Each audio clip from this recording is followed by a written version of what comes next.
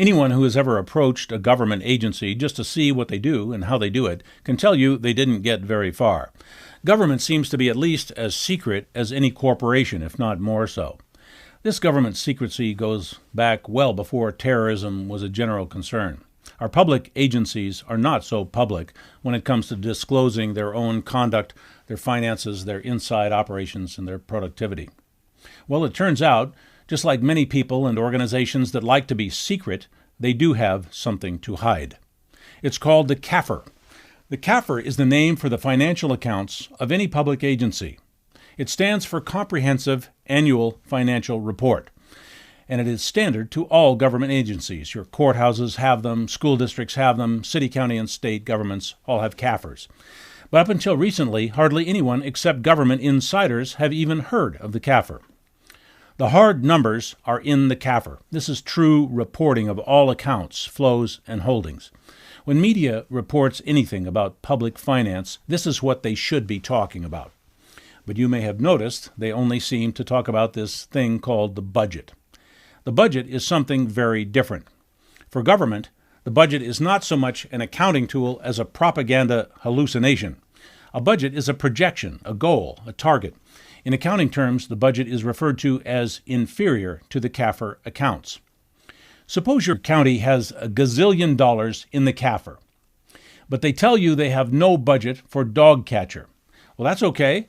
That may be exactly right. They have a bunch of money, but they have budgeted nothing for dog catcher. This community has decided that stray dogs are not a problem, so fine. That has nothing to do with any shortage of funds. It's just a budget decision. They might tell you that they don't have the money for the dog catcher, but that would be just to appease the small minority who have lost their dogs. Now say they budget $1 million for mosquito abatement. Now they've decided to go into those Cafr accounts and set aside $1 million. The media tells us the county budgeted $1 million for mosquito abatement, but they don't tell us, they don't mention the $1 gazillion remaining in the Cafr accounts from which they are dispensing the $1 million. We sit here and believe that when they spend that $1 million, there will be nothing left. They have us thinking that the budget is all there is. While we are duped into thinking government is broke, they are sitting on, in this case, nearly $1 gazillion in many special off-budget accounts, and you don't see that unless you look at the Cafr. So now what happens if mosquito abatement goes over budget and costs $2 million? Well, since you and I don't know about the Cafr and that gazillion sitting in the accounts, the nightly news comes crying to us, telling us the county has gone over budget, run out of money, and they need to raise taxes or borrow to pay the extra $1 million for the mosquito abatement. Remember, your media does not audit the Cafr.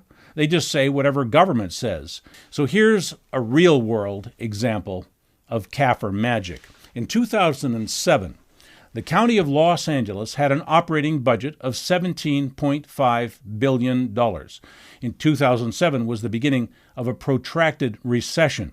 Government was constantly complaining about budget shortfalls, austerity, belt-tightening, robbing Peter to pay Paul, and the necessity to raise taxes and extend the public debt. You would expect LA County's budgets over the next few years to be flat or to go down.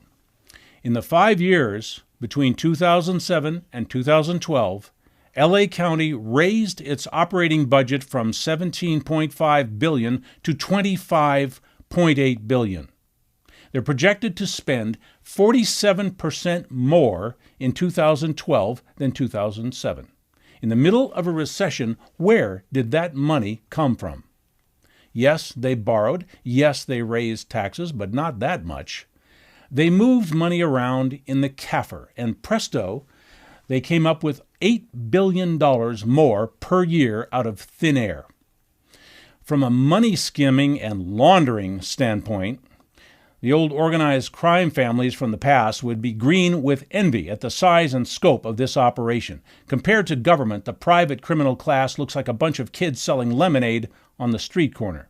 Of course, the government would arrest you if you did what they do, but they don't like the competition. So this business of borrowing and raising taxes makes no sense at all once we know about what those special funds are hiding in the Cafr.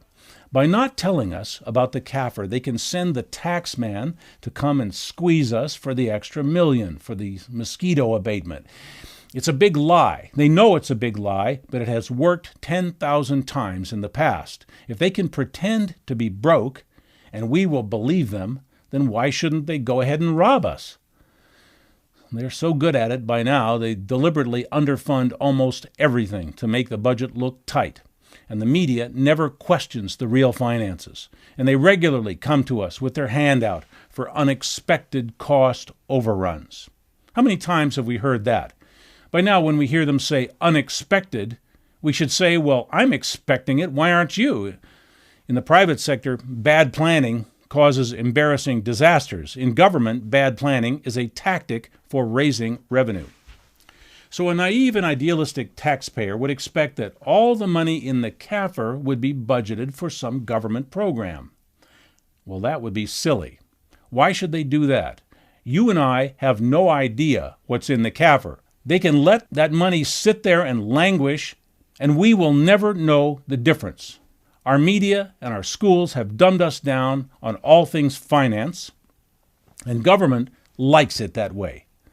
By diverting our attention away to the petty and irrelevant issues, our media, our schools, and our politicians create an intentional void and vacuum in the public mind. So we're thinking about anything except where the real money goes. If this sounds like I'm talking about a big plot to steal and misappropriate most of our public funds, I am.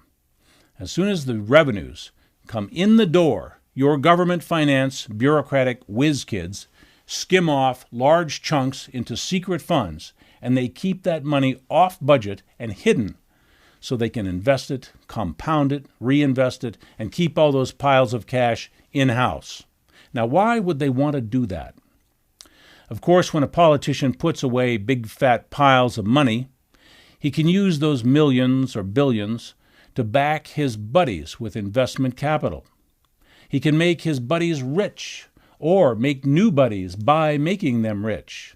And you know how that works. If I make you rich, I think some kind of kickback would be in order. Another reason for our officials and bureaucrats to pack away money is to protect their job security. When government agencies start running out of money, they start firing people. So every bureaucrat, every official, every agency has a major incentive to pack away as much secret money as possible and keep it in a nice, handy, liquid account. And this has been going on for a very long time. Government's income from just investments is now twice as much as revenue from taxes. Many people find that hard to believe. Let me say that again. Government revenue from investments is twice as much as revenue from taxes. We could stop paying taxes tomorrow, and government would still have twice as much wealth and revenue than it needs to operate as it does today. And that secret stash grows bigger every day. Government is no longer a tax and spend operation. It is a tax and keep operation. Government revenues are constantly flowing into secret off-budget special funds, never to be seen again by the public. They are brilliant at coming up with names for these accounts that sound important and reasonable. There are rainy day funds, emergency funds, backup funds, set-aside funds, pension funds, discretionary funds. These are all just ways of saying, I am taking your money and I am not giving you anything in return. None of that money directly pays for any benefits, programs, or services for you and I. So we have to stop being fooled by this nonsense about this other thing called the budget. If you put aside a household budget of $400, you're going to spend $400 a month for your groceries, and then one month you need $450. Do you go and rob a gas station? No, you take $50 out of your bank account. Governments have bank accounts, and they have investment accounts, just like we do, but they keep that a secret. And to see that secret, you have to look in the Cafr. So when the media and our public officials start talking about having a budget crisis, really what we should just laugh and say, so what? Change the budget. Don't bother me, show me the Cafr. Let's get an independent audit of that Cafr. If they're going to pretend they don't have any money, I guess we have to point it out to them. So we need to stop talking about the budgets and start looking very closely at the Cafrs. Media needs to break its silence to this. The political parties need to get this into their platforms. Politicians need to stop playing stupid and treating us like children. We need to audit those Cafrs, every single one of them, and we need to demand that those funds be used to eliminate the crippling taxes that are accomplishing little more than creating those secret accounts. So where do they park that money? Government owns majority stakes in companies like Microsoft, Time Warner, Disney, and Exxon. Government owns over 70% of all the primary blue-chip major U.S. corporations through investment in U.S. stock markets. You heard me right. 70% of the stocks of most of the big-name major corporations in domestic and foreign stock market exchanges. So what is good for GM may not be good for you, but it certainly is good for that for-profit investor called government. So as a small investor, how do you compete with one large single investor that has swallowed 70% of the investment market? The wealth that you and I should be making by investing in the stock market has been taken in taxes and is being made by government with your money. And the government is not sharing that wealth back with you. Government is not serving you, it is eating your lunch. Since government gets rich along with corporations now, it's no longer particularly interested in passing any real onerous regulations for public benefit. Government now passes laws and international trade policies that enrich corporations in which government is invested and from which it profits. In the interest of profits, government has created some very bad foreign policy, like invading and making war in places where our corporations covet the resources, or by permitting American corporations to hire dirt-cheap foreign labor, or by opening trade with countries that have next to no human rights and environmental protections. Make money here, pollute over there. Government is now the profiteer. It is the exploiter. Government uses all its power, force, and lawmaking authority to make corporations wealthy, because that makes government wealthy. So among the many crimes here, government blew open the doors on global trade, exploitation, and plunder. The side effect of that global plunder is the destruction of America's domestic wealth, prosperity, and sovereignty. By forcing American workers to compete with cheap Asian labor, this two-headed monster of corporations and government on a global rampage is bringing the American standard of living down to something like the Chinese bicycle-riding classes. Suddenly, a little protectionism doesn't sound too bad. Every dollar that sits in the backroom ledgers of the Cafr and goes into foreign investments is capital that in America creates no jobs, improves no standard of living, relieves no tax burdens, provides no government services or programs, and only serves to enrich and empower government insiders and financial elites. If the Cafr fraud is not fixed, America has no future. Here are some links where you can find out more. The most important thing is that we must move forward on independent audits of our local and state agencies' Cafrs, and we must return that money to the taxpayers or redirect the wealth to the public benefit. Send messages to your media and your representatives that you don't care about the budget and you want to see the real accounts. You want to know what is in the Cafr. More than 10 years ago, Walter Burian discovered the Cafr fraud and has worked to organize a national movement to perform audits and redirect all this public wealth back to the public benefit. Burian believes that by opening up the Cafrs, taxes could simply be retired altogether. Find out more at his website at cafr1.com.